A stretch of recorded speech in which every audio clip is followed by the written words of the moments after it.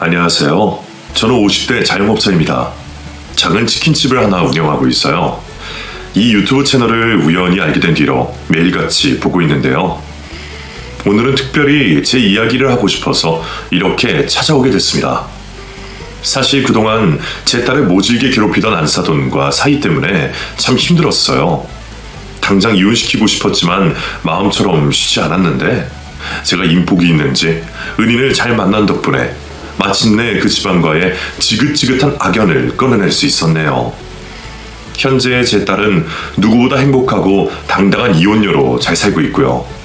저도 10원 한 장에 벌벌 떨던 옛날과 달리 돈 걱정 없이 살고 있답니다. 대체 그 은인이 누구냐고요? 바로 30년 만에 다시 만난 제 친구예요. 그 친구가 아니었으면 사돈댁을 상대로 한 통쾌한 복수는 정말 상상도 못했을 거예요. 어떤 사연인지 궁금하시죠? 그럼 지금부터 천천히 썰을 풀어볼게요. 우선 그 친구와의 기막힌 인연부터 설명해야 할 것 같은데요. 사실 그 친구와 저는 보육원에서 만났어요. 아직도 기억이 생생해요. 제가 6살이 됐을 무렵이었어요. 엄마는 날이 밝자마자 제 손을 잡고 커다란 버스에 올라탔죠. 술만 먹으면 주먹을 휘두르는 아버지를 피해 도망친 길이었어요. 엄마, 우리 어디 가? 좋은데. 좋은 데가 어딘데? 가보면 알아. 엄마는 그날따라 유난히 말이 없었어요. 덩달아 어린 저도 입을 꾹 다물고 엄마의 뒤를 따랐죠. 그 뒤에도 버스를 몇 번이나 더 갈아타고 나서야 목적지에 도착할 수 있었어요. 넓은 공터가 있는 커다란 건물 앞이었죠. 영수가, 엄마 잠깐만 화장실 갔다 올 테니까 여기 있어, 알겠지? 그럼 나도 같이 갈래. 안 돼, 여기 있어. 엄마는 무서운 표정으로 따라가려는 저를 제지했어요. 겁먹은 저는 그럼 빨리 와야 돼? 하고 엄마의 손을 놓았죠. 그땐 몰랐어요. 그날이 엄마를 보는 마지막 날이었다는 걸. 모두 예상하셨겠지만 엄마가 저를 두고 간 곳은 보육원이었어요. 하루아침에 고아가 된 저는 그곳에서 지낼 수밖에 없었죠. 한 일주일간은 밥도 안 먹고 울기만 했던 것 같아요. 겨우 6살 나이에 엄마에게 버림받았으니 그럴만도 했죠. 선생님들이 억지로 밥을 입에 밀어 넣어줘도 다 뱉어내기만 했어요. 보다 못한 원장님은 저를 붙잡고 협박을 시도했죠. 너 이렇게 계속 울기만 하면 그냥 다시 갖다 버릴 거야. 너처럼 어린애는 비싸게 팔 수 있어서 장기 매매범들이 바로 잡아가는 건 아니? 그럼 너희 엄마가 다시 찾아도 못 봐, 알겠어? 다른 말은 하나도 무섭지 않았어요. 근데 엄마가 저를 다시 찾아왔을 때 못 만나게 되는 건 상상만 해도 끔찍하더라고요. 안 돼요. 저 우리 엄마 다시 만나야 돼요. 그럼 뚝 끝이고 얼른 밥이나 먹어. 앞으로 한 번만 더 울면 당장 내다 버릴 거야, 알겠어? 전 눈물을 닦아내고 밥상 앞에 앉았어요. 그리고 억지로 밥을 입에 우겨놓고 삼켰죠. 그렇게 전 보육원에서 쭉 지내게 됐지만 그렇다고 그곳 생활에 정을 붙인 건 아니었어요. 다른 아이들이 하는 단체 활동은 하나도 하지 않았고요. 학교도 빠지기 일쑤였죠. 원장님 눈에는 그런 제가 얼마나 싫었겠어요. 모난 돌같이 정이 안 간다면서 볼 때마다 폭언을 퍼부었죠. 그리고 급기야 언젠가부터 회초리로 저를 때리기 시작했습니다. 명목은 훈육이었지만 시간이 흐를수록 점점 그 수위가 높아졌어요. 정말 심하게 맞았을 땐 뼈가 부러진 적도 있었죠. 보다 못한 선생님들이 말리기도 했지만 한계가 있었어요. 어쨌든 그 보육원에서 절대값은 원장님이었으니까요. 그날도 그랬어요. 점심시간에 밥을 먹다 말고 원장실로 끌려가 개처럼 맞고 있었죠. 이유가 뭐였는지도 기억이 잘 안 나요. 자기를 보는 눈초리가 건방지다면서 뭐라고 하더니 갑자기 때리기 시작했죠. 그렇게 얼마나 맞고 있었을까요? 원장님이 또다시 제 허벅지에 힘껏 퇴초리를 휘두른 순간이었어요. 나무로 만든 매가 두 동강이 나면서 바닥으로 굴러떨어졌죠. 아니 이게 왜 부러지고 난리야? 원장님은 그렇게 때리고도 분이 안 풀렸던가 봐요. 혼자 씩씩대더니 주변을 두리번거리면서 다른 매를 찾더라고요. 그러다 손에 잡은 게 대걸레였어요. 해초리보다 몇 배는 더 굵고 컸죠. 저걸로 맞으면 정말 죽겠다 싶어 정신이 번쩍 들더라고요. 전 원장님이 대걸레를 손에 쥐고 돌아선 순간 바로 원장실 문을 열고 밖으로 달려나갔어요. 김영수, 너 거기 안 서? 도망가다 잡히면 더 맞을 줄 알아. 분노한 원장님이 그 뒤를 쫓았죠. 잡히면 끝이라는 생각으로 정말 젖먹더림까지 짜내 도망쳤어요. 일단 보육원 밖으로 나가야겠다는 생각에 막 대문을 밀고 나갔는데 아뿔싸 그만 바닥 위로 튀어나온 못에 걸려 넘어지고 말았죠. 원장님은 그 기회를 놓치지 않고 바짝 제 앞으로 다가왔고요. 그대로 대걸레를 허공에 번쩍 치켜들었습니다. 이대로 죽는구나 하고 눈을 질끈 감았을 때였어요. 퍽 하는 커다란 타격음이 귀를 요란하게 때렸습니다. 그런데 이게 웬걸 조금도 아프지 않은 거예요. 아니 벙벙에 눈을 뜬 저는 곧 그 이유를 알아차렸습니다. 제 앞에 누군가 끼어들어 대신 매를 맞은 거였어요. 저도 잊기 않은 얼굴이었죠. 저와 동갑인 상이라는 여자애였어요. 그 애는 얼굴도 예쁘고 공부도 곧잘해서 보육원 선생님들 모두에게 예쁨 받는 아이였어요. 원장님도 당황해서 얼른 대걸레를 뒤로 치우더군요. 아니 상이야, 너 왜 괜히 끼어들어서 이러니? 괜찮아? 안 다쳤어? 원장님의 걱정스러운 물음에도 그 친구는 입을 열지 않았어요. 대신 획 몸을 돌려 제 쪽을 쳐다보더군요. 얼른 일어나. 뭐? 얼른 일어나라고. 거기 계속 앉아있을 거야? 그 애는 새초롬한 표정으로 저를 보더니만 이내 손을 내밀었어요. 당황한 저는 말없이 그 자그마한 손을 바라보기만 했죠. 그런 제가 답답했는지 결국 그 애는 제 옷을 잡고 억지로 일으키더군요. 얼른 식당으로 가서 밥 마저 먹어. 이모님들이 곧상 치울 거래. 그 애는 저를 식당 쪽으로 밀었어요. 그러자 잠자코 있던 원장님이 왈칵 성을 내더군요. 상이, 너 이게 무슨 짓이야? 지 선생님이 치고 야단치다고 안 보여? 당시 원장님은 살이 뒤룩뒤룩 쪄서 덩치가 어지간한 성인 남자보다 훨씬 컸거든요. 그런데 그 애는 무섭지도 않은지 오히려 코웃음을 치더군요. 정말 얼마나 놀랐는지 몰라요. 야단이요? 이게 무슨 야단치는 거예요? 복날 개잡도 죽어라 패는 거지? 뭐가 어쩌고 저째? 왜요? 저도 얘처럼 때리시게요? 그러세요? 근데 전 가만히 안 있어요. 바로 경찰서로 달려가서 폭행죄로 신고할 거예요. 그리고 원장님이 그동안 뒤에 쎄먹은 돈도 전부 다 일러 바칠 거예요. 혼자는 절대 안 죽을 거라고요. 아니 이 기집애가 내가 무슨 돈을 해먹었다는 거야? 원장님은 맹랑한 그의 말에 당황해 어쩔 줄을 몰라 했어요. 뭐라고 혼자 횡설수설하더니 결국 손에 들고 있던 대걸레를 바닥에 내려놨죠. 아유 됐다. 내가 너희 같은 애들하고 무슨 말을 하겠니? 둘 다 그만 가봐. 그러자 그 애는 다시 제게 손을 내밀었어요. 뭐해? 얼른 밥 먹으러 가자. 전 그제야 그 친구의 손을 꽉 잡았죠. 지금 생각해보면 그때 그 친구의 손은 덜덜 떨리고 있었어요. 어린아이의 몸으로 보육원 원장에게 맞섰으니 그럴만도 했죠. 같이 맞게 될까봐 얼마나 무서웠겠어요.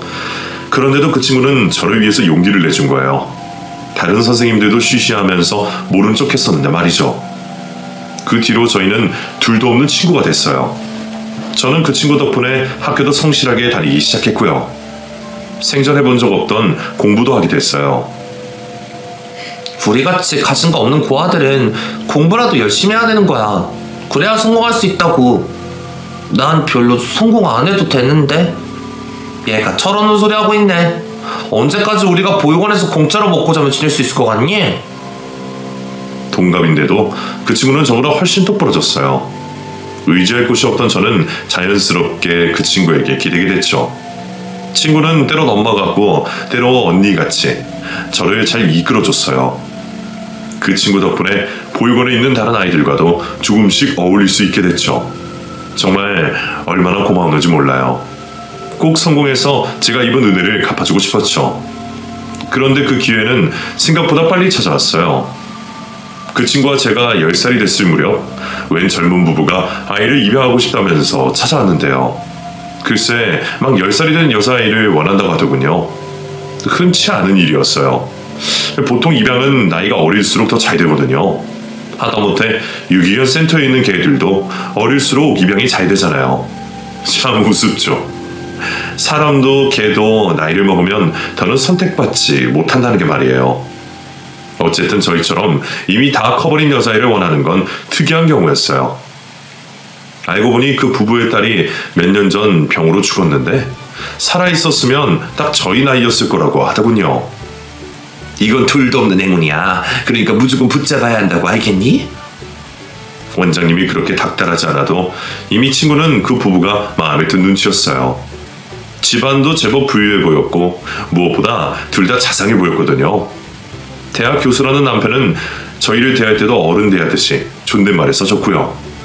아내도 시종일관 미소 띤 얼굴로 저희를 바라봤죠. 그 부부가 주말에 다시 오겠다며 인사를 건네고 나가는데 친구가 혼자 조그맣게 중얼거리더군요. 저런 집에 입양 가면 얼마나 행복할까 하고요. 태어나자마자 버림받았던 친구는 친부모에 대한 애착이 없어서 그런가 유난히 더 입양을 원했어요. 그런데 이상하게 연이 닿지 않아 지금까지 보육원에 남아있던 거였죠. 친구는 부부가 간 뒤에도 한참을 대문에서 눈을 떼지 못했어요. 전 웃으면서 그런 친구의 어깨를 토닥여줬죠. 걱정하지 마. 저 아줌마 아저씨는 꼭 널 데려갈 테니까. 정말 그럴까? 기대감에 화색이 돌던 친구는 이내 조심스럽게 제 눈치를 살폈어요. 영숙이던? 너도 입양 가고 싶지 않아? 됐어. 난 우리 엄마 올 때까지 여기서 기다려야지. 사실 그 즈음에는 저도 머리가 커서 알고 있었어요. 엄마는 저를 버렸고 다신 찾아오지 않을 거라는 걸요. 내심 저도 그 부부에게 입양과 새로운 삶을 시작했으면 하고 꿈꾸기도 했죠. 하지만 친구도 그걸 원한다는 걸 아는 순간 깨끗하게 포기가 되더라고요. 다른 누구도 아닌 저를 구해준 그 친구에게 은혜를 갚을 기회였으니까요. 그 주 주말에 부부가 다시 보육원을 찾아왔어요. 전 당연히 그 부부가 제 친구를 고를 거라고 생각했죠. 제 친구가 외모도 훨씬 예뻤고 학교 성적도 좋았으니까요. 그런데 웬걸 그 부부는 저를 향해 손을 내밀더군요. 제가 죽은 딸과 닮았다나요? 아줌마 아저씨랑 같이 가자. 행복하게 해줄게. 전 그 순간 상의의 표정이 무너져 내리는 걸 봤어요. 반사적으로 제 앞에 내밀어진 부모의 손을 뿌리쳤죠. 싫어요. 난 부모 같은 거 필요 없으니까 당장 꺼져요. 생각지도 못한 반응이었는지 부모는 깜짝 놀라 어쩔 줄을 몰라 하더군요. 얘야, 당황스럽고 무서울 수 있단다. 그렇지만 싫다니까요. 저는 저를 설득하려는 남자를 밀어내고 그대로 방 안으로 도망쳤어요. 그리고 그 부부가 아무리 문을 두드려도 만나주지 않았죠. 아이고, 쟤는 안 그래도 우리 보육원 사고뭉치라서. 영숙이 말고 상이는 어떠세요? 애가 얼마나 착하고 예쁜지 몰라요? 원장님은 혹시라도 그 부부를 놓칠까 겁이 났는지 얼른 제 친구를 떠밀었고요. 결국 그 부부는 제 친구와 함께 보육원을 떠났습니다. 나중에 친구는 제게 전화를 걸어 펑펑 울었어요. 왜 그랬어, 바보야? 하고 저를 나무랐죠. 전 아무 말도 하지 않았어요. 그래도 제 친구는 제 마음을 다 눈치챘겠죠. 고마워, 영숙아. 이 은혜 절대 잊지 않고 꼭 갚을게. 됐어. 우리 사이에 은혜는 무슨. 그 뒤로 저와 친구는 계속해서 연락하며 지냈어요. 하지만 그것도 고등학생이 될 무렵 친구가 새 부모님과 함께 미국으로 떠나면서 뚝 끊기고 말았습니다. 그땐 핸드폰은커녕 삐삐도 흔치 않던 시절이었으니까요. 그저 친구가 잘 살고 있겠거니 바라는 수밖에 없었죠. 그렇게 홀로 성인이 된 저는 보육원을 무사히 졸업했고요. 여기저기 방황하다 공장에서 일하기 시작했습니다. 지금도 그렇지만 그땐 더 열심히 살았던 것 같아요. 휴일도 없이 공장에서 죽어라 미싱을 돌렸고요. 거기서 일하던 남자와 연이다 결혼도 했네요. 저와 남편의 반씩 닮은 예쁜 딸을 낳았을 땐 세상을 다 가진 기분이었어요. 딸에게 절대 우리 엄마 같은 엄마가 되지 않겠다는 일념으로 최선을 다해 키웠죠. 딸은 누구를 닮았는지 머리가 참 좋았어요. 그 흔한 학원 하나 보내지 않아도 공부를 곧잘 하더니만 결국 서울에 있는 명문대에 한 번에 붙었죠. 정말 얼마나 자랑스러웠는지 몰라요. 딸은 수재들만 모였다는 그 학교에서도 내내 장학금을 놓치지 않았고요. 결국 우리나라에서 네로라는 큰 기업에 취직했습니다. 딸이 직장생활을 하면서 집안 형편도 많이 나아졌어요. 매달 꼬박꼬박 생활비랍시고 제게 제법 큰 돈을 줬거든요. 네가 번 돈 모아뒀다 시집갈 때 쓰라고 그렇게 말을 해도 듣질 않더라고요. 덕분에 지하 단칸방만 전전하던 저희는 깔끔한 신축 아파트를 장만할 수 있었고요. 1년에 한 번은 가족끼리 여행도 다녀올 수 있었답니다. 하지만 인생이란 게 마냥 행복할 수는 없나 봐요. 제가 50줄에 들어설 무렵 늘 의지가 되어주던 남편이 위암으로 세상을 떠나고 말았습니다. 그렇게 병원 가서 검진받으라고 해도 돈 아깝다면서 들은 척도 안 하더니만 바보 같은 남편은 암세포가 온몸을 다 잠식할 때까지 까맣게 몰랐어요. 그저 몸의 이상을 소화불량이라 생각해 소화제만 먹으며 버티다가 그렇게 세상을 뜨고 말았죠. 남편이 죽으니 눈앞이 캄캄하더라고요. 집에 가서는 이미 많이 기울어진 상태였어요. 그나마 하나 있던 집도 남편 병원비며 장례비로 팔아버리고 꼼짝없이 딸에게 기대 살아야 할 처지더군요. 딸은 아무 걱정하지 말라며 큰 소리를 쳤어요. 엄마, 대기업 다니는 딸 둬서 뭐하게. 앞으로 내가 먹여 살릴 테니까 아무 걱정하지 마. 집도 내가 대출받아서 어디 작은 빌라 전세라도 들어가면 돼. 실제로 딸은 제가 남편의 죽음으로 넋이 나가 있는 사이 혼자 이사갈 집을 알아보고 이사까지 척척 진행했어요. 뒤늦게 정신이 든 뒤에 얼마나 미안했는지 몰라요.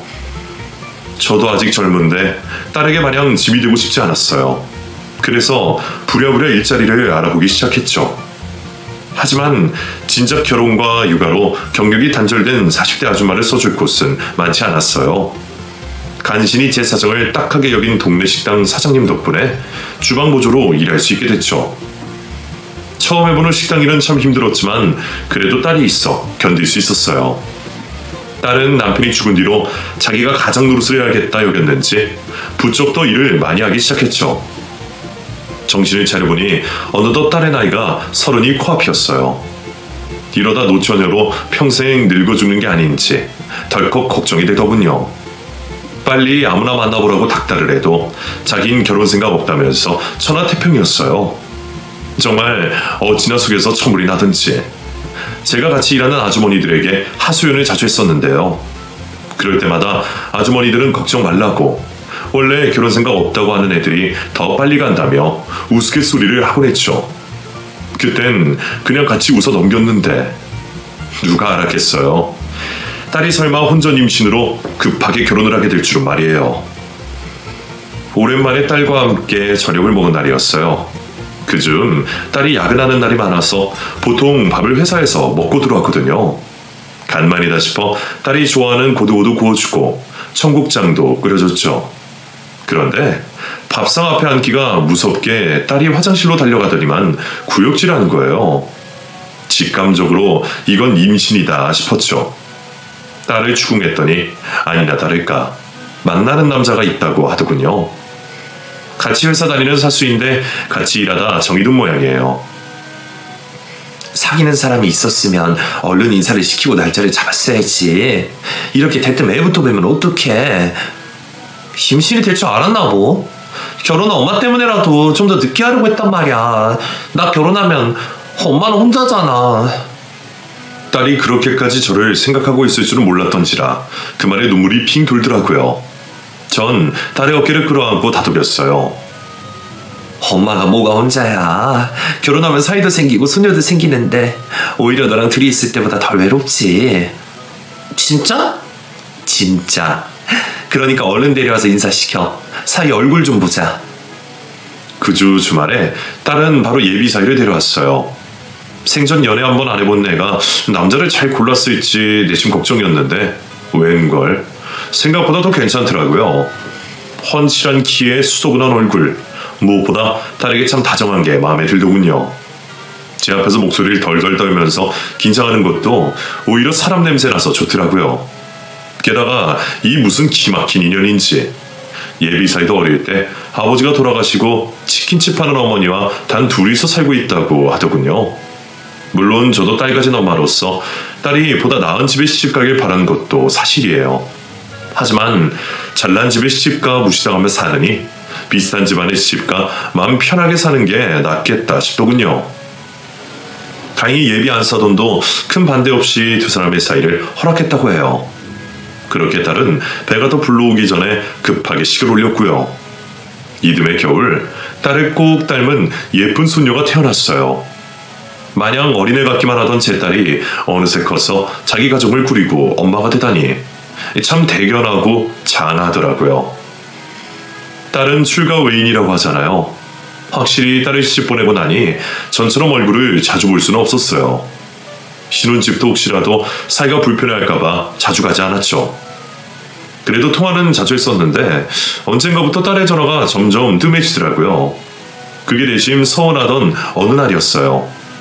평소처럼 가게에서 일하고 있는데 웬일로 딸에게 전화가 오더군요. 엄마, 집들이 음식은 뭐가 좋아? 뭘 만들어야 어른들이 좋아하실까? 딸은 안부 인사도 없이 대뜸 질문부터 던졌어요. 신혼집으로 이사간 지가 언젠데 이제 와서 집들이 음식이라니 황당했죠. 갑자기 집들이 음식은 왜? 너 집들이 하니? 언제? 오늘 하게 됐어? 뭐? 오늘? 지금 박사방 해외 출장 중이라고 하지 않았어? 집에 너 혼자잖아. 근데 무슨 집들이를 해?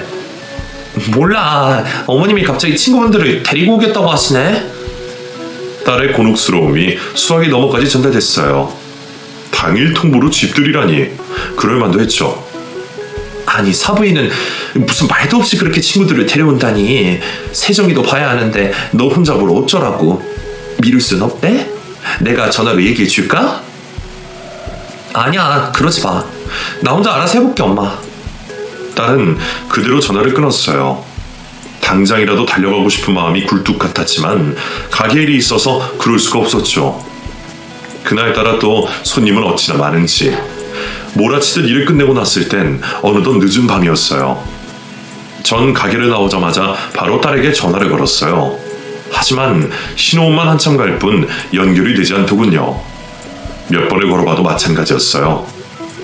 고민하던 저는 버스를 타고 직접 딸네 집으로 향했어요. 아무래도 집들이를 잘했는지 걱정이 되더라고요. 살짝 가서 얼굴만 보고 올 생각이었죠. 딸이 사는 아파트에 도착해 엘리베이터를 타고 올라갔을 때였어요. 웬걸 복도가 아기 우는 소리로 쩌렁쩌렁 하더군요. 익숙한 목소리다 싶었는데 아니나 다를까 딸네 집 현관문이 살짝 열려있더라고요. 얘는 얼마나 정신이 없었으면 문을 더 열어뒀어. 딸을 부르려던 것도 잠시. 저는 문틈으로 보이는 충격적인 광경에 경악하고 말았습니다. 딸이 거실 한가운데 두 손을 들고 무릎까지 꿇고 있었어요. 그리고 그 앞에선 안사돈이 친구들과 함께 팔짱을 낀 채 서 있었죠. 그 표정이 어찌나 표독스러운지. 평소 제 앞에서 사람 좋은 척 웃던 그 여자와 동일 인물이 맞나 의심스러울 정도더군요. 손 똑바로 안 들어? 너 아직도 정신을 못 차렸구나. 친구들 앞에서 날 망신 준 것도 모자랐어. 얼마나 더 우습게 만들려고 그래? 그런 거 아니에요, 어머님. 당일에 연락을 주셔서 음식을 제대로 준비할 시간이. 그럼 뭐 내가 친구들 데려온다고 너한테 한 달 전에 미리 보고하고 허락받아야 하니? 내 아들 집에 내가 오고 싶을 때 오겠다는데 네가 무슨 상관이야. 그리고 너 내가 얘기할 때 말대꾸하지 말랬지. 안사돈은 금방이라도 딸을 때릴 것처럼 손을 치켜 올렸어요. 그리고는 입에 담지도 못할 온갖 욕들을 쏟아내더군요. 옆에선 친구들은 말리긴커녕 팔짱을 끼고 꼴 좋다는 듯이 구경하고 있었어요. 자기 엄마가 위험하다는 걸 알아서일까요? 소파에 누워있던 손녀는 아까보다 더 큰 목소리로 울기 시작했어요. 그러자 안사돈 친구 중 한 명이 다가가 아이를 들어올리더군요. 아우 시끄러워. 얘 목청도 참 좋다. 이렇게 울었으면 진짜 잘 법도 한데. 그러자 사돈이 오만상을 쓰며 제 손녀를 흘기더군요. 기집애라 그렇지 뭐. 어쩜 우는 것도 이렇게 꼴 보기가 싫은지. 그렇게 아들 낳아야 된다고 했건만. 어휴, 저리 치워. 꼴도 보기 싫어. 사돈은 친구가 내미는 손녀를 건네 안기는커녕 손으로 밀어버렸어요. 그 과정에서 하마터면 손녀가 바닥으로 떨어질 뻔했죠. 정말 너무 화가 나서 온몸이 떨린다는 게 뭔지 알 것 같더군요. 전 그대로 집 안으로 들어갔습니다. 그리고 일단 안사돈의 친구 품에 안긴 손녀부터 빼앗아 들었죠. 사돈, 어떻게 여기까지... 절 본 안사돈은 당황해 어쩔 줄 몰라 했어요.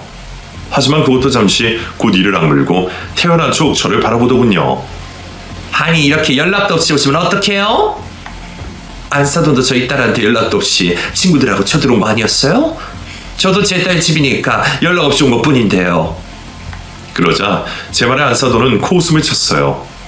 딸짐이라니. 말은 바로 하셔야죠. 이 집 애가 누구로 되어 있는데요? 막말로 그쪽 집안에서 결혼할 때 온 게 뭐가 있는데요? 끼케야 혼수 몇 개? 그거였어요? 갑자기 집들이니 뭐니 하는 핑계로 쳐들어와서 저희 딸 트집 잡고 이렇게 무릎 꿇린 게? 그렇다면 뭐 어쩔 건데요? 전 처음부터 이 결혼 반대라고 분명히 얘기했어요. 집에 돈도 뭣도 없는 데다 편모 가정이라니. 그냥 좋게 헤어져라 했더니만 대뜸 애 가져서 내 아들 팔목 잡았었잖아요. 안사돈이 사실 결혼을 반대했었다니 저는 까맣게 몰랐던 일이었어요. 제가 놀라 쳐다보자 당황한 딸이 얼른 제게 다가오더군요. 엄마, 그만하고 이제 가. 내가 사정은 나중에 다 설명할게. 가긴 어딜 가. 네가 이렇게 하냐만도 못한 취급받으면서 살고 있는 거 알았으면 엄마 이 결혼 절대 허락 안 했어. 당장 짐 싸서 세정이 데리고 가자. 어? 그런 거 아니야, 엄마. 오늘은 내가 집 들 때 실수를 좀 해서 그래서 어머님이 화가 나셔서 막말하시는 거야. 일단은 가, 엄마. 더는 일 키우고 싶지 않아. 어? 제발. 딸과 제가 실갱이 아닌 실갱이라 하니 사이 안사돈과 그 친구들은 그대로 떠나버렸어요. 엉망인 주방과 손도 안 댄 음식들이 차려져 있는 식탁을 보자 정말 속이 뒤집히는 것 같더라고요. 저는 가타부타 말없이 일단 집부터 치우기 시작했어요. 그 사이 딸도 손녀를 재우고 거실로 나왔죠. 모처럼 마주 앉은 저희 모녀는 술을 한 잔씩 기울이며 대화를 시작했습니다. 전 그동안 딸이 시집살이도 없이 행복하게 잘 사는 줄 알았어요. 하지만 그게 아니었더군요. 안사돈은 처음부터 저희 딸을 마음에 안 들어 했고요. 결혼도 결사 반대했다고 해요. 그래서 딸도 사이와 헤어질 생각이었다고 하더군요. 근데 애가 들어서 버렸고 차마 지울 수는 없어서 결국 결혼까지 하게 된 거였어요. 내가 잘하면 어머님도 언젠가는 나를 예뻐해 주실 거라고 생각했어. 근데 아니야. 내가 어떻게 하든 뭘 하든 어머님은 날 마음에 안 들어해. 그저 자기 하나뿐인 아들 뺏어간 도둑년 취급만 한다고. 그리고 내가 회사 그만둔 뒤로는 허구한 날 우리 집에 와서 살림 어떻게 하나 감시하기 바빠. 집에 먼지 한두만 있어도 빨래나 조금만 밀려있어도 아주 난리를 치는데 오늘도 급하게 장봐서 음식했더니 딱 한 입 먹고 뭐라는 줄 알아? 사람이 못 먹을 정도로 맛이 없다고. 자기 무시해서 이런 거냐? 나 정말 죽고 싶어, 엄마. 박서방은 간데서 중지 안 하니? 그 인간은 그냥 자기 엄마밖에 모르는 마마보이야. 아무리 힘들다고 얘기해도 소용없어. 그냥 내가 예민한 거고 자기 엄마한테서 오해한 거고 다 내가 잘못한 거래. 딸이 그렇게까지 모진 시집살이를 당하고 있는 줄 몰랐던 저는 큰 충격을 받았어요. 딸 손에 물 한 방울 안 묻히겠다던 사위에게도 큰 배신감이 들었죠. 전 딸의 손을 붙잡고 말했어요. 그냥 이혼해. 이혼하고 엄마랑 살면 되잖아. 어? 그럼 세정이는 어떡해? 평생 아빠 없는 애로 커야 하는데. 아니 어쩌면 내가 평생 세정이 못 볼지도 몰라. 나 지금 회사 그만둬서 경제력도 없고 그 사람이 바람을 피웠다고는 나를 때린 것도 아니잖아. 딸은 그렇게 말하면서 펑펑 울기 시작했어요. 나도 이혼하고 싶어. 근데 무서워. 내가 돈이 많은 것도 아니고 회사도 그만뒀는데 이혼하고 내 딸을 지킬 수 있을까? 잘 살 수 있을까? 너무 무서워, 엄마. 그래서 그냥 참고 살자. 남들도 다 이렇게 살겠지 하고 속으로 삭혀. 전 말없이 딸을 끌어안고 달래줬어요. 저야말로 돈도 능력도 없어 딸을 지키지 못하고 있는 꼴이었으니 속이 천갈래 만갈래로 찢어지는 기분이었죠. 집으로 돌아온 저는 고민 끝에 안사돈에게 연락해 따로 만났어요. 그리고 조심스럽게 애들 집에 방문하는 횟수를 조금만 줄여달라고 부탁했죠. 나름 돌려 말한다고 했는데 사부인은 제가 그런 말을 한 것만으로도 기분이 상했던가 봐요. 대뜸 언성을 높이면서 저를 욕하더군요. 그동안 세아가가 누굴 닮아서 일어나 있더니만 다 사부인을 닮아서 그런 거였네요. 저라고 뭐 좋아서 애들 집에 들락날락거리는 줄 아세요? 세아가가 살림을 아주 개판으로 하니까 그렇죠. 그래서 어른으로서 좀 가르쳐보겠답시고 싫은 소리도 하고 그랬더니 그걸 또 고세 자기 엄마한테 일러바치다니 참 그렇게 철이 없는지. 사돈도 그걸 오냐 받아주면 못 써요. 전 그저 우리 딸이 너무 힘들어하는 것 같아서. 그 집들이 안 나도 솔직히 사돈이 너무 심하셨잖아요. 제 말에 안사돈은 기가 막히다는 듯 헛웃음을 쳤어요. 제가 뭐가 심해요? 음식이 좀 별로라 한마디 한 거 가지고 대든 게 누군데? 그리고 대책에 뭐가 그렇게 자꾸 힘들대요? 우리 아들은 지금 이 시간에도 죽어라 밖에서 돈 벌고 있는데 걔 직장도 그만두고 집에서 놀고 먹고 있잖아요.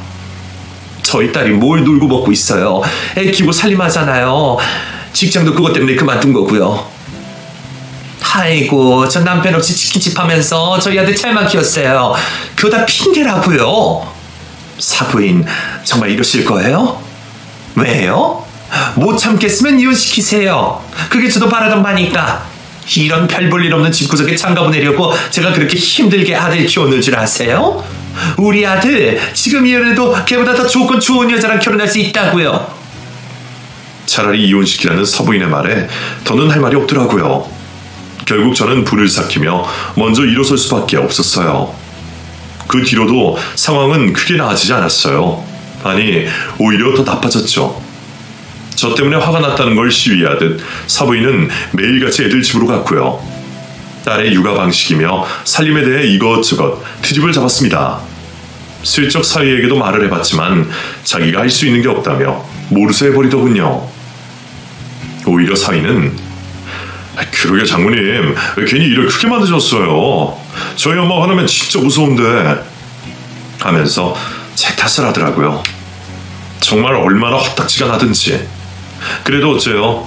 딸 가진 게 죄인이라고 제가 할 수 있는 건 딸의 일을 도와주는 것밖에 없었어요. 반찬을 만들어 보내주고 가끔 가서 사부인 몰래 집안일도 도와줬죠. 그러던 어느 날이었어요. 평소처럼 가게로 출근해 재료 준비를 하고 있는데 사장님이 저를 부르더라고요. 이모 이름이 영숙이 맞죠? 친구가 찾아왔는데? 네? 친구요? 사장님의 생각지도 못한 말에 전 깜짝 놀랐어요. 사회에서 친구를 몇 명 사귀긴 했지만 먹고 살기가 바빠진 뒤로는 좀처럼 연락을 못하고 있었거든요. 이렇게 가게까지 찾아올 사람이 아무도 없었죠. 전 의아한 마음을 안고 주방 밖으로 나갔어요. 그리고 생각지도 못한 방문객의 정체에 깜짝 놀라고 말았죠. 저를 찾아온 친구는 다름 아닌 보육원 동기 상이었어요. 미국으로 이민 가면서 연락이 끊긴 게 벌써 30년도 더 전의 일인데 하얗고 동글동글한 얼굴을 보니 단박에 알겠더라고요. 그동안 잘 지냈어? 나 설마 잊은 거 아니지? 친구는 여전히 그대로였어요. 전 얼른 달려가 친구의 손을 덥석 잡았죠. 어찌나 바까웠는지 눈물까지 핑 돌더라고요. 너 미국 간 뒤로 편지 한 통 없었어. 얼마나 걱정이 된 줄 알아? 너 찾으려고 미국 한인에 전화까지 해봤었어. 그동안 대체 어떻게 살았던 거야? 잘 살았으니까 걱정 마. 그동안 연락 못해서 미안해. 밀린 얘기는 이따 같이 저녁이라도 먹으면서 하자. 사장님의 배려로 저는 평소보다 조금 일찍 퇴근할 수 있었어요. 그리고 옛날처럼 작은 동네 분식집에 마주 앉아 떡볶이를 먹었죠. 어린 시절로 돌아간 것 같고 참 좋더라고요. 오랜만에 만난 거라 비싼 밥 사주려고 했는데 떡볶이가 더 뭐니? 왜? 너 옛날에 떡볶이 참 좋아했었잖아? 좋아했지. 지금도 좋아하고. 그래도 다음엔 더 맛있는 거 사줄게. 알고 보니 친구는 미국으로 이민 간 후 힘든 시간을 보냈더라고요. 낯선 유학 생활에 채 적응하기도 전에 사고로 부모님을 잃었고요. 어찌저찌 학교는 졸업했는데 남자를 잘못 만나 고생 꽤나 했다고 해요. 다행히 지금은 그 남자와 깨끗하게 갈라섰고요. 몇 년 전 홀로 한국에 들어와 프랜차이즈 사업을 시작했다고 하더군요. 이런저런 밀린 얘기들을 나누다 보니 자연스럽게 딸 얘기도 하게 됐죠. 네가 벌써 할머니가 됐다고? 시간이 진짜 많이 흐르긴 흘렀구나. 그럼 우리 딸 결혼한 지가 언젠데 사진 보여줄까? 전 친구에게 핸드폰으로 찍어뒀던 딸의 결혼 사진을 보여줬어요. 자연스럽게 딸과 사이 옆에선 안사돈이 눈에 들어오더군요. 그러자 제 안색이 어두워졌던가 봐요. 친구가 왜 그러냐면서 캐묻더군요. 망설이던 저는 딸의 모진 시집살이에 대해 털어놨어요. 그동안 쌓인 게 많았던가 봐요. 얘기하다 보니 저도 모르게 눈물까지 나오더군요. 차라리 내가 당하면 당했지. 내 딸이 그런 취급을 받으면서 사니까 정말 죽고 싶어. 내가 우리 딸 얼마나 귀하게 키웠는데. 세상에 뭐 그런 몹쓸 집안이 다 있니? 친구는 마치 자기 일처럼 화를 내줬어요. 그리고는 제게 딸한테 이혼하라고 한 번 더 설득해봐. 변호사 하면 수송비용 같은 건 내가 다 해결해 줄게 하더군요. 말만이라도 얼마나 고마웠는지 몰라요. 딸한테 다시 얘기해 볼게. 꼭이다. 나 사업 성공해서 돈 엄청 많으니까 걱정하지 말고. 그래, 알겠어. 그렇게 슬슬 자리를 정리하고 막 일어서려던 찰나였어요. 친구가 문득 제 핸드폰에 있던 딸의 결혼 사진을 유심히 보더라고요. 그리고는 갑자기 어머! 세상에 뭐 이런 기막힌 일이 다 있니? 하면서 깜짝 놀라더군요. 뭐야, 갑자기 왜 그래? 잠깐만, 뭐 좀 보여줄게. 친구는 갑자기 자기 가방을 열어 뭔가를 뒤기 시작했어요. 그리고 이력서로 보이는 서류 한 장을 제게 내밀더군요. 인연이 네 딸 결혼비 사돈년 맞지? 친구가 가리키는 이력서 사진을 확인한 저는 깜짝 놀라고 말았어요. 그 안엔 다름 아닌 안사돈의 얼굴이 떡하니 박혀 있었거든요. 이게 어떻게 된 일이냐고 묻기도 전에 친구는 갑자기 핸드폰을 꺼냈어요. 그리고는 하늘이 너 대신 복수 좀 하라고 나를 보냈나 보다 하고 박장대소를 하더군요. 그게 대체 무슨 말이야? 잠깐만, 나 전화 좀 하고 올게. 넌 일단 가만히 지켜만 봐.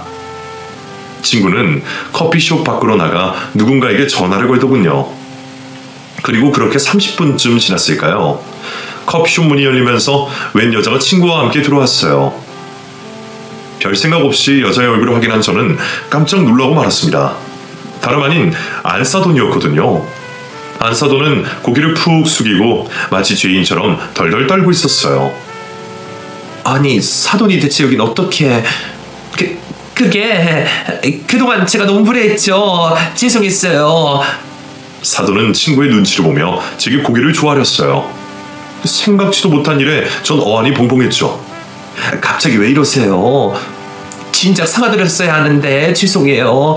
어른으로서 제가 생각한테 그래서 안 되는 거였는데 제가 많이 부족했어요. 실컷 저랑 딸을 모욕 줄 때는 언제고 갑자기 왜 이러시냐고요. 뭐 잘못드셨어요? 그러자 사돈은 화들짝 놀라며 저와 제 친구를 번갈아 바라보더군요. 그러게 왜 진작 말씀 안 하셨어요? 전 우리 대표님이 사돈 친구일지도 모르고. 알았으면 이런 일도 없었을 거예요. 알고 보니 친구가 하고 있다는 프랜차이즈 사업 중엔 치킨집도 포함되어 있었어요. 신생 브랜드인데도 인기가 많아서 기하급수적으로 점포가 늘고 있던 곳이었죠. 친구가 마침 저희 지역에도 가맹점을 내려고 점주 모집 중이었는데 그걸 안 사더니 자기가 하겠다고 나섰던 거예요. 오늘 점주들 면접을 봤거든. 아까 네가 보여준 사진 보고 계속 어디서 봤다 했는데 설마 내 친구 눈에서 눈물 나게 한 그 안사돈이 오늘 면접 본 여자일 줄 몰랐네? 친구는 제게 설명하면서 코웃음을 쳤어요. 그리고는 안사돈을 찌릿 노려보며 팔짱을 꼈죠. 죄송하지만 제 경영 철학이 실력보단 인성이다 하거든요. 아까 말씀드렸던 가맹점 계약은 없던 일로 할게요. 네? 갑자기 그게 무슨 말씀이세요, 대표님? 왜요? 아직 계약서에 도장 안 찍었잖아요. 그러게 진작 착하게 살지 그랬어요? 친구의 말에 안사돈의 얼굴이 하얗게 질렀어요. 갑자기 이러시면 어떡해요. 대표님, 분명히 저랑 한다고 말씀하셨잖아요. 저 그동안 치킨 장사 하나로 먹고 살았는데 갑자기 대표님네 치킨집이 들었으면 저희 같은 작은 가게는 상대가 안 된다고요. 그건 제 알바 아니잖아요. 저한테 못 주게 했다면 가맹점 아예 내지 말아주세요. 네? 안 그러면 저희 가게 망해요. 글쎄, 그건 제 알바 아니라고요. 친구의 차디찬 대답에 사돈은 안 되겠다 싶었던가 봐요. 갑자기 표정을 저로 바꾸더군요. 사부인, 대표님하고 친구라면서요. 그런 말 좀 잘해주세요. 네? 한 식구끼리 이러면 안 되는 거잖아요. 서로 돕고 살아야죠. 그 뻔뻔한 말에 꾹꾹 참아왔던 울분이 울컥 치솟더라고요. 한 식구요. 사부인은 지금까지 저랑 제 딸을 한 식구라고 생각해서 그렇게 막대하신 건가요? 저요, 제 눈에는 피눈물 나도 자신 눈에 피눈물 나게 한 사람은 절대 용서 못해요. 사부인이 그렇게 바라던 대로 이혼 꼭 할 거고요. 그럼 저는 한 식구가 아니니까 그놈의 치킨집이 망하든 말든 알아서 하세요. 먼저 일어나 볼게요. 앞으로 다시는 얼굴 보는 일 없었으면 좋겠네요. 전 안사돈을 외면하고 커피숍을 나왔어요. 친구도 얼른 제 뒤를 쫓아나왔죠. 안사돈은 망연자실한 표정으로 멍하니 바닥만 바라보고 있더군요. 그 뒤로 저는 딸을 설득해 마침내 이혼 준비를 시작했어요. 예상했던 대로 사이와 안사돈은 절대 이혼 못해주겠다면서 버텼고요. 결국 법적 싸움을 준비할 수밖에 없었죠. 이 과정에서 친구가 참 많은 도움을 줬어요. 직접 이혼 전문 변호사도 선임해줬고요. 친권 및 양육권 소송에서 불리하지 않게 저희 딸 일자리도 알아봐줬죠. 덕분에 저희 딸은 무사히 이혼할 수 있었고요. 지금은 딸과 손녀 그리고 저까지 셋이서 한 집에서 오순도순 잘 살고 있답니다. 친구는 결국 사돈에게 끝까지 가맹점을 내주지 않았어요. 결국 얼마 못 가 사돈네 치킨집은 망해버렸고요. 안사돈은 순식간에 평생 일궈온 일터를 잃고 말았죠. 사돈의 불행은 거기서 끝이 아니었어요. 사이마저 잘 다니던 직장을 때려치고 사업하겠다며 나댔다가 다 말아먹고 말았거든요. 지금은 안사돈이 식모이라는 걸로 두 식구가 입에 풀칠하며 살고 있다고 하더라고요. 나이에 남의 집 일을 한다는 게 쉽지 않을 텐데 같이 늙어가는 처지에 씁쓸한 마음이 들기도 하더라고요. 하지만 모든 게 자업자득이라고 생각해 더는 신경 쓰지 않으려고 합니다. 요즘 애들 말로 내 팔 내 꼰이라고. 결국 자기 팔자를 스스로 꼰 거나 다름없으니까요. 말년에 고생 중인 안사돈과 달리 저와 제 딸은 잘 살고 있어요. 저는 앞서 밝힌 것처럼 치킨집을 하나 운영 중인데요. 사실 친구가 대표로 있는 가게의 분점이에요. 안사돈이 탐내던 걸 제가 넘겨받게 된 셈이죠. 부담스러운 마음에 처음엔 거절했는데 결국 친구의 설득에 못 이겨 하게 됐네요. 초기 창업 비용은 물론 식자재까지 전부 친구가 대해줬답니다. 그만 좀 퍼주라고 해도 듣질 않아요. 어릴 때 자기가 받은 거에 비하면 이 정도는 아무것도 아니라나요. 이렇게 저를 위해주는 친구가 곁에 있어 얼마나 든든한지 몰라요. 평일엔 열심히 일하고 주말엔 가게를 직원들에게 맡겨두고 여기저기 놀러 다니고 있답니다. 얼마 전부터 친구를 따라 등산도 시작했네요. 자식들에게 폐 끼치지 않으려면 건강하게 오래 살아야 하니까요. 긴 얘기 들어주셔서 감사합니다. 모두 행복하세요.